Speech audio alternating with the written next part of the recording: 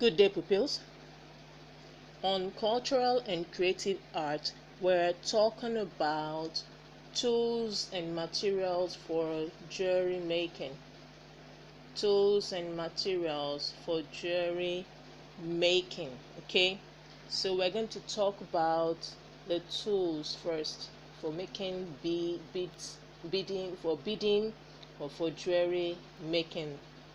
So let's talk about the tools. Okay, the tools. The first one is the long nose plier. The long nose pliers. This one it's also known. Long nose pliers are also known as needle nose pliers. Okay, all right.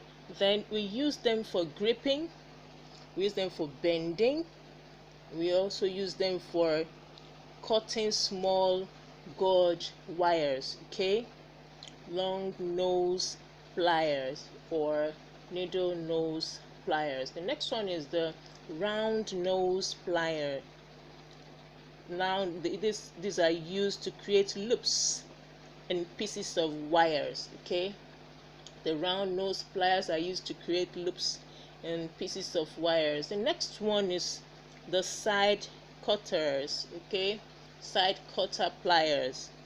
We also know them. They're also called wire cutters. Okay, they're used to cut soft wires. All right. The next one is crimping pliers. Crimping pliers. They are used to crush metal crimps. Okay, crimping pliers. Next one is beading needles. Beading needles come in different sizes. Okay, beading needles. They're made of flexible wires. Beading needles are made of flexible wires with a large loop eye. Okay, beading needles are actually used for stringing in bead making. Are used for stringing pearls and gemstones on silk threads or ribbon cords. Okay, it's generally for stringing. The next one we're talking about, we have rulers. Okay, you need a good ruler for jewelry work. Okay, you know, the one that you can see the numbering for measuring easily. The next one is beading dish. Beading dish. Okay, either plastic lids or shallow dish. Okay, these are you pour beads into them while when you're making jewelry work. Okay, all right. Now we're talking about the materials used in jewelry work or materials used for beading. Okay, the first one we're talking about is beading wires.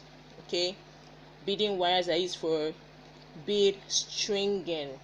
All right, good. The next one is beading thread. Beading thread. Okay, we use beading thread for bead weaving. We also use beading threads. We also use beading threads for bead embroidery. Okay, we use them for bead embroidery. Apart from that, we use beading thread.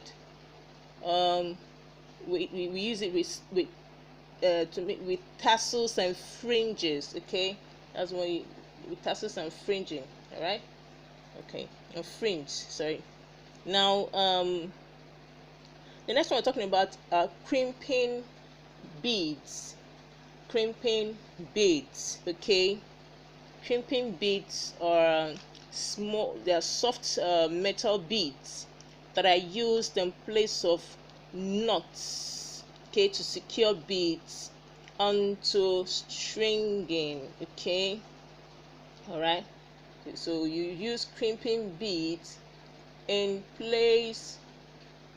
Use crimping beads in you use them. They are soft beads that are used in place of knots. Okay, use crimping beads to secure beads on stringings. Okay, the next material we're talking about are crimp covers. Crimp covers. Okay, the crimp covers, they cover crimped beads. Okay, they cover crimped beads just to tidy up your work. All right, we're talking about the next one. We're talking about are jump rings. Jump rings. Okay, jump rings are used to connect two components together. Jump rings are used to connect two components together. Okay, all right, now the next one we're talking about, we're talking about clasps. Okay, clasps. We use them mostly for necklaces, bracelets, and anklets. Okay, all right, the next one we're talking about materials for beading or jewelry making. We have chain tabs. Chain tabs. Okay, chain tabs are used to finish the ends of necklaces, bracelets, and anklets. Okay, chain tabs are used to finish the ends of necklaces, bracelets, and anklets. Okay, they can also be used in place of jump rings to give a professional finish. All right, the next one we're talking about bead tips. Bead tips. Okay, bead tips are used to finish for finishings. Okay, use them for finishings. Okay, while beading, so as to conceal and protect knots. Okay, bead tips also create a secure connection to jump rings and clasps. The next one we're talking about are ear wires. Ear wires. Okay,